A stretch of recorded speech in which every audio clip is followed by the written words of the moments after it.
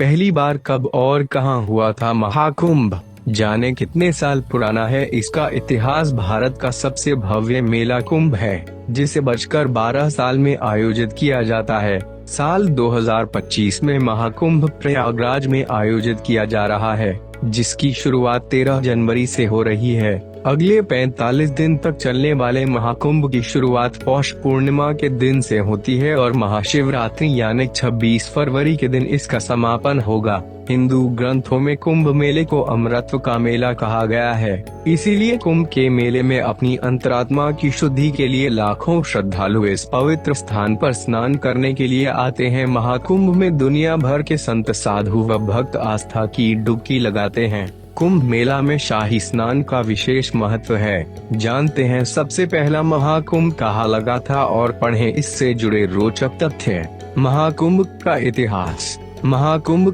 का इतिहास बहुत पुराना है। कुछ ग्रंथों के अनुसार ऐसा माना गया है कि सतयुग में पहला कुंभ का मेला आयोजित हुआ था, जिसकी शुरुआत शंकराचार्य ने की थी। वहीं कुछ का मानना है कि समुद्र मंथन के बाद कुंभ मेले की शुरुआत हुई थी। इसके बारे में विस्तार से जानकारी नहीं मिलती। विद्वानों की माने तो कुंभ की परंपरा हजारों साल पुरानी है। महाकुंभ का ऐतिहासिक उल्लेख प्राचीन शिलालेखों से भी मिलता है। वहीं 600 ईपू में बौद्ध लेखों में नदी मेलों की उपस्थिति का प्रमाण मिलता है। कैसे हुई थी महाकुंभ की शुरुआत? समुद्र मंथन के समय जब देवता और राक्षस अमृत कलश के लिए युद्ध कर रहे थे, तो इंद्र भगवान के पुत्र जयंत अमृत कलश लेकर भाग गए। राक्षस भी उनके पीछे कलश को लेने के लिए भागे। इस दौरान राक्षस और देवताओं में युद्ध हुआ। जयंत जब अमृत कलश लेकर भागे तो अमृत कलश से कुछ बूंदें इन 4 स्थानों पर गिरी जहां आज के समय में महाकुंभ का आयोजन होता है। प्रयागराज, उज्जैन, नासिक, हरिद्वार पर तभी से कुंभ मेला आयोजित किया जाता है।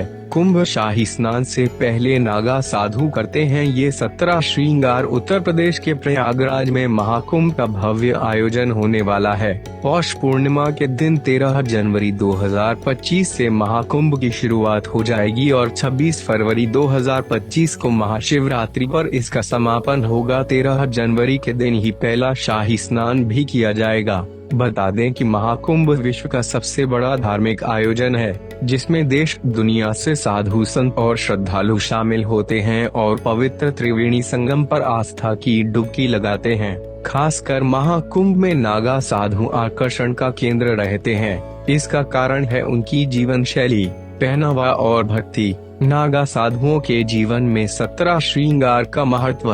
नागा साधु उन्हें कहा जाता है जो पूरी तरह से सांसारिक मोह माया से मुक्त होकर भगवान भोलेनाथ की आराधना में लिप्त रहते हैं। नागा साधु तपस्वी जीवन जीते हैं। ये संसार की सभी चीजों का त्याग कर शुद्धता और साधना की मिसाल पेश करते हैं। वैसे तो नागा साधुओं के पास आध्यात्मिक शक्ति और भक्ति के अलावा कुछ भी नहीं होता, क्योंकि नागा का शाब्दिक अर्थ ही खाली होता है।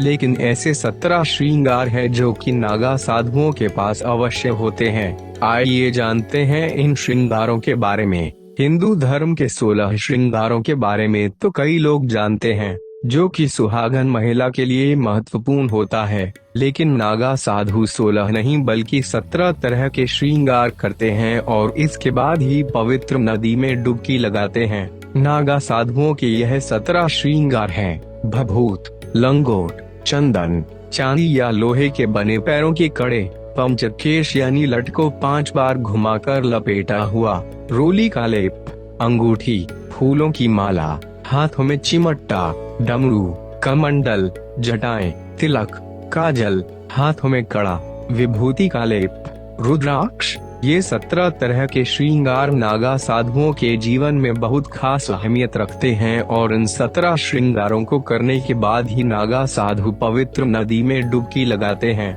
महाकुंभ में भी शाही स्नान से पहले नागा साधु इन श्रृंगार जरूर करते हैं। महाकुंभ में कल्पवास क्या होता है, जानिए। कुंभ में इसके नियम, महत्व और लाभ। पौष पूर्णिमा सोमवार 13 जनवरी 2025 से महाकुंभ का आरंभ होने जा रहा है। महाकुंभ दुनिया का सबसे बड़ा धार्मिक आयोजन है, जिसमें देश दुनिया के साधु, संत और श्रद्धालु एकत्रित होकर पवित्र त्रिवेणी संगम पर आस्था की डुबकी लगाते हैं। महाकुंभ के दौरान कई लोग कल्पवास के नियमों का भी पालन करते हैं। यह नियम निष्ठा पूर्वक पूर्ण करने वालों को भगवान विष्णु की कृपा प्राप्त होती है। कल्पवास का नियम वैसे तो कभी भी अपनाया जा सकता है, लेकिन शास्त्रों के अनुसार कुंभ, महाकुंभ और माघ मास में कल्पवास का महत्व काफी बढ़ जाता है। कल्पवास को आत्मिक विकास और शुद्धि का सर्वोच्च साधन माना गया है।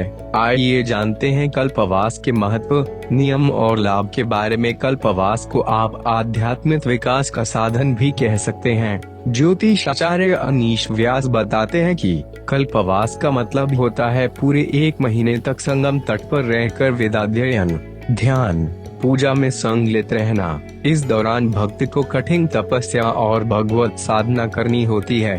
कल्पवास का समय पूर्ण रूप से प्रभु भक्ति को समर्पित होता है, लेकिन कुंभ के दौरान किए कल्पवास का महत्व कई गुना बढ़ जाता है। महाकुंभ के लिए इस साल कल्पवास के नियमों का पालन पौष महीने के 11वें दिन से लेकर माघ महीने से 12वें दिन तक करना होगा। धार्मिक मान्यता है कि सूर्य देव जब धनु राशि से निकलकर मकर राशि की यात्रा आरंभ करते हैं, जब 1 माह के कल्पवास का ठीक वैसा ही पुण्य फल मिलता है, जो कल्प में ब्रह्मदेव के 1 दिन के समान होता है। इसलिए कई लोग मकर संक्रांति के दिन से भी कल्पवास की शुरुआत करते हैं। पूरे माघ महीने में संगम पर निवास कर तप, साधना, पूजन, अनुष्ठान को ही कल्पवास कहा जाता है। इस साल 2025 में महाकुंभ के साथ ही कल्पवास का भी आरंभ हो जाएगा। पौष पूर्णिमा के स्नान के साथ 13 जनवरी को जहां महाकुंभ मेले की भव्य शुरुआत होगी और इसी दिन से कल्पवास भी शुरू होगा। कल्पवास पूरे 1 महीने तक चलता है। इस दौरान साधक संगम तट पर रहते हुए कल्पवास के नियमों का निष्ठा पूर्वक पालन करते हैं और साथ ही साथ ज्ञान, सत्संग और साधु महात्माओं की संगति का लाभ उठाते हैं। कल्पवास के नियम बहुत कठोर होते हैं। कल्पवास करने वाले को श्वेत या पीले रंग का वस्त्र पहनना होता है।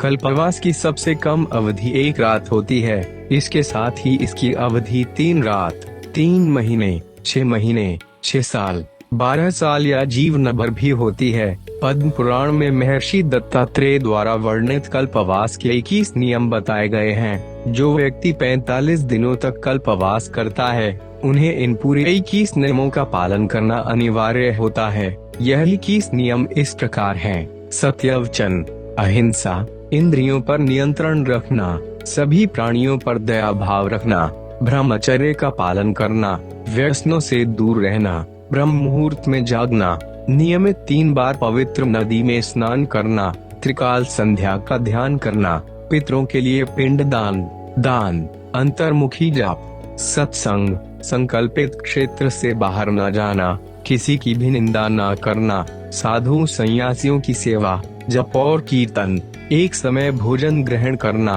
भूमि पर सोना, अग्नि सेवन न करना, देव पूजन करना। कल्पवास के इन 21 नियमों में ब्रह्मचर्य, व्रत, उपवास, देव पूजन, सत्संग और दान को सबसे अधिक महत्वपूर्ण बताया गया है। जो व्यक्ति श्रद्धा और निष्ठा पूर्वक कल्पवास के नियमों का पालन करता है, उसे इच्छित फल की प्राप्ति होने के साथ ही जन्मांतर के बंधनों से मुक्ति मिल जाती है। महाभारत के अनुसार माघ महीने में किया गया कल्पवास उतना ही पुण्य होता है जितना 100 वर्षों तक बिना अन्न ग्रहण किए तपस्या करना। कल्पवास के नियमों का पालन करने वाले को भगवान विष्णु की विशेष कृपा प्राप्त होती है और जीवन में सुख, समृद्धि, सौभाग्य और सकारात्मकता का निवास होता है।